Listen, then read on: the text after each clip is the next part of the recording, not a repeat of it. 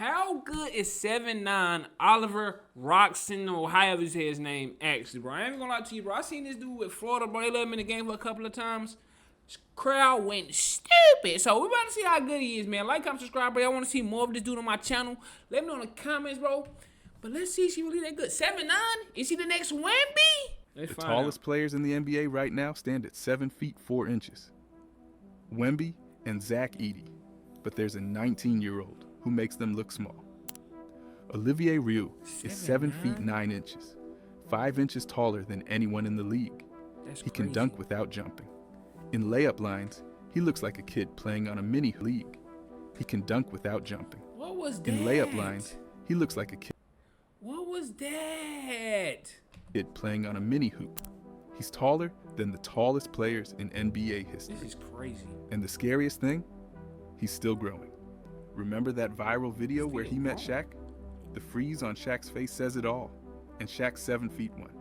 But here's the thing, being the tallest doesn't automatically make you the best. So just how good is Olivier Rioux actually? Freaky tall, to answer nigga. that, we need to go back to the beginning. From Canada? He got that Canada blood in him. I see it coming. SGA. Olivier Rioux has been breaking records since he came out of the womb. At 5 years old, he was taller than his kindergarten teacher. By 8 years old, he was 6 feet tall. By 12, he hit 7 feet. And at just 15 years old, he became the world's tallest teenager at 7 feet 5 inches, per Guinness World Records. At 14, Rioux was already taller than elite NBA players are right now. Now at 19, he stands at 7 feet 9 inches. Born in Canada in February 2006, Rioux comes from an athletic family. His father stood 6 feet 8 inches, his mother played volleyball, and his older brother played basketball at 6 feet 8 inches. Damn, boy. He got some family members on him, huh? Daddy 6'8", mama 6'1". God. But Olivier was different. The genetic lottery hit differently. His youth footage went viral for a reason. It wasn't fair. He blocked everything. He dunked over kids twice his age. Playing in youth leagues looked like a completely different sport.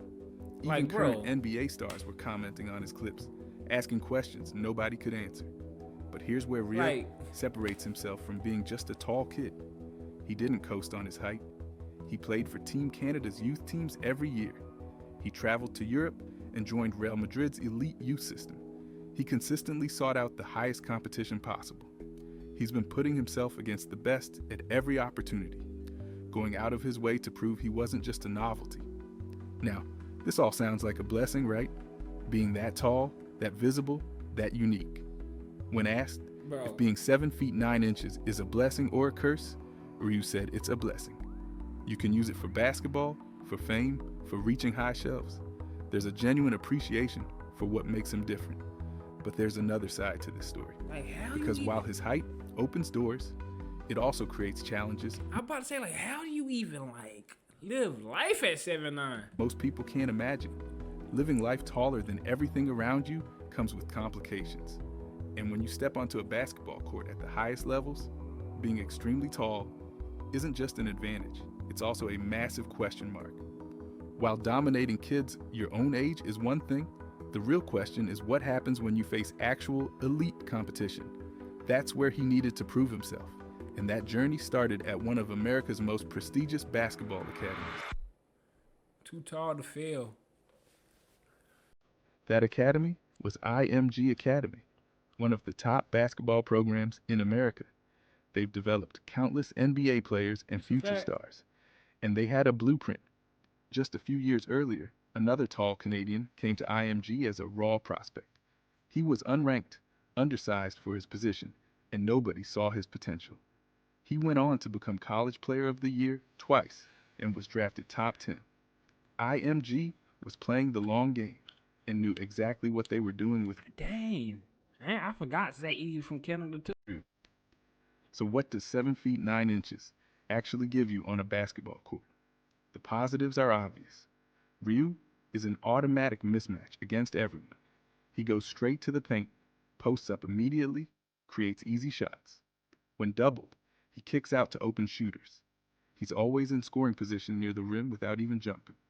On defense, he's an elite shot blocker who alters everything. Teams have to completely adjust their entire offense just because he's Can't on the guard court. him, bro. Here's something crucial. Unlike most extremely tall young players who are rail thin and fragile, Rioux is filled out. If you didn't know his height, you'd think he's normally proportioned. That's huge for his long-term development. But here's where it gets complicated. Once you hit 7 feet 6, lateral quickness drops significantly. Yeah. Players at 7 feet 4 can still move well. At 7 feet 6 and above, it's different. Rioux moves better than expected, but he can't cut quickly and takes several seconds to fully accelerate. If a rebound is just outside his standing reach, there's a good chance he won't get it in time. Throughout competition, quicker players often grab loose balls near him. Injury risk increases with height. Playing long It's a stretches fact. is more difficult. At IMG, Rioux started in blowout, minutes only. As high school progressed, he earned more playing time. Daily routine, weight room, endurance training, skills coaches, personal nutritionist. The challenge wasn't rebounding or blocking shots. It was keeping up with pace and holding up for entire games. By high school's end, Rioux was a 3-star recruit, ranked 305th nationally and 55th among centers. That successful tall Canadian, he was ranked similarly. Scout reports were nearly identical. Takes up space, doesn't move well, needs coordination development. So he had the tools, the development Gotta program, develop him. and the blueprint. But ratings are one thing. Real competition against elite prospects is where you actually prove yourself. And fortunately, we got to see exactly that on the international stage. The international stage is where we really got to see Rioux against Ugh. elite prospects. And the results tell an interesting story. 2021 FIBA Under-16 Americas Championship was his first major test. At just 15 years old, Rioux was a starter throughout the tournament. In 6 games, he averaged 8.3 points, 10.3 rebounds, and 2.5 blocks per Okay, game. I need them blocks up though. In the quarterfinal against Puerto Rico, he put up 10 points, 9 rebounds, and 3 blocks. But his best Solid. performance came in the semifinal against Team USA. This roster was stacked with future top 10 NBA draft picks. And Rioux held his own. 12 points, 12 rebounds, 4 blocks in 25 minutes. That's what I'm saying. I want them blocks up. I need them blocks to be at 5, 6. You 7, 9. Shouldn't nobody be laying nothing up in his vicinity. Shooting 5 of 8 from the field. Canada lost but won bronze. In the third place game, Rioux contributed 10 points and 6 rebounds in just 17 minutes. At 15 years old, against elite competition, he was productive. Not dominant, but solid. Fast forward to 2023 at the FIBA Under-19 World What Cup. are you doing? Now 17, Rioux was one of the younger players in an absolutely stacked tournament. France had the number 1 and 2 picks from a recent NBA draft. The USA had multiple lottery selections. This was a different level entirely. Rioux played significantly less. He averaged just 3.2 points, 3.4 rebounds, and 1 block per game. But here's the thing. He made 7 of 8 field goal attempts. In his one game, with 10-plus minutes against Japan, he scored 10 points on 5 of 6 shooting with 5 rebounds. When he got opportunities, he was efficient. Against the best prospects in the world, he showed flashes. This guy get faster, Then bro. came 2024, the FIBA Under-18 Americas Championship. 3 years older, expectations were much higher. This was the perfect opportunity to show his IMG development. He didn't take the leap. Rioux started most games, but played limited minutes, only short bursts of about 3 minutes at a time. He averaged just 9 minutes per game. His stats, 4.5 points, 4.5 rebounds, 2 blocks per game. Bro, No why they standout playing- performances. You can only do so Why much they playing in him 3 limited minutes playing at a time. time though? Like why is they playing him 3 minutes at a time, bro? Let him play, bro. Like honestly, he tall. Y'all trying to make sure he don't get injured, bro. But it's like NBA scouts don't want, bro. They want to see him playing. Canada had multiple good scores and didn't need him to dominate. But the question remains, was it conditioning limits or coaching decisions? The international verdict.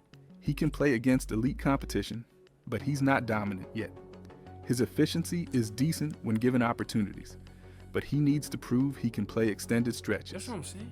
By high school's end, the verdict was clear. Intriguing, potential, but raw. And that's what made his college decision so interesting. Because while schools across the country were interested, he chose to join a program that was about to become national champions, but not as a key player. At least not yet. The bench won champion. Damn. Rioux generated interest from schools across the country. History shows that players 7 feet 6 inches and taller have found success at the college level, so there's no reason he couldn't be the same or even better. He had offers from multiple schools, but decided to stay in Florida and join the Gators. Important detail, he joined as a preferred walk-on, meaning playing time wasn't guaranteed. Preferred During the walk-on. 2020 So he didn't get a scholarship to Florida? He didn't get a scholarship? Hold on. I got a question. They say he got scholarships to schools from across the country. Why he go to a walk-on to Florida? Somebody answer that question. I know IMG's in Florida and all that, 3 but to 24 season, Florida was really good. The plan was to ease Rioux in over time, but his popularity became a problem.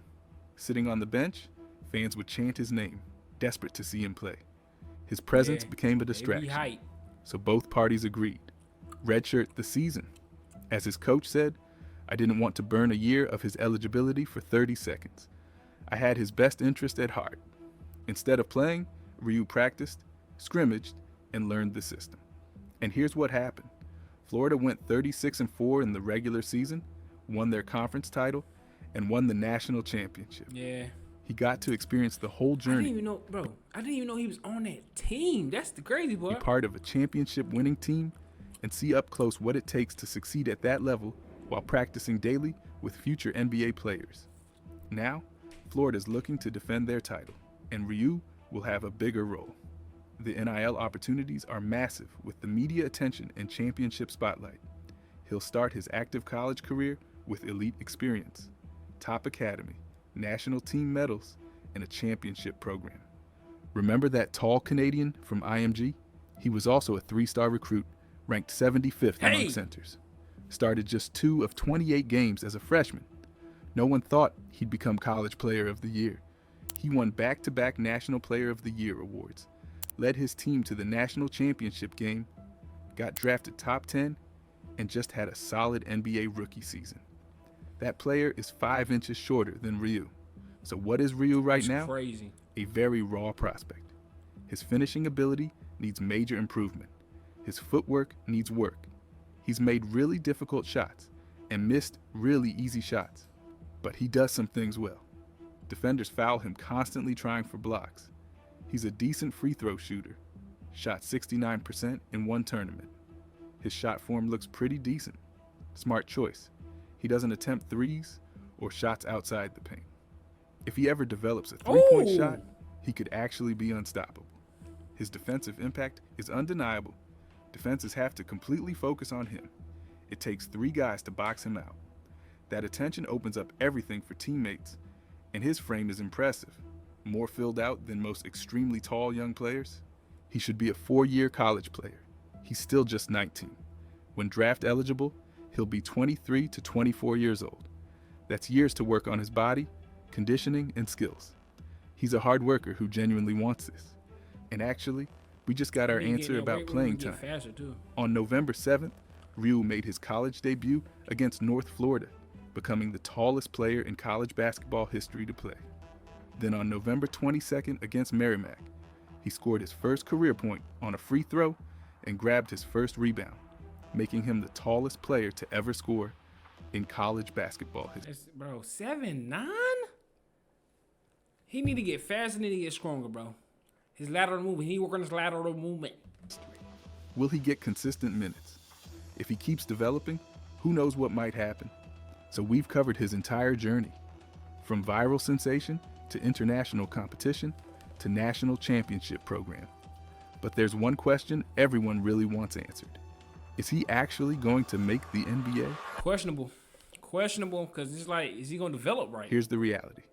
In 2025, being tall isn't enough for the NBA. These players get targeted on defense constantly. Guards pull them out, blow by them in pick and rolls. Centers shoot threes now. Despite basketball being a tall man's sport, there is such thing as being too tall. But here's what makes Rioux different. We've never seen a basketball player this tall who can actually hold his own against top talent. He's functional, he's working, and he'll be 23 to 24 when draft eligible. Years to develop. He got years to develop, but is he gonna develop right? Is he gonna develop right? Is the ultimate question, because it's like 7'9", bro. So he flimsy, slow. He get injured fast. Not really got quick lateral movement. So it's like, can he develop right? We gonna see.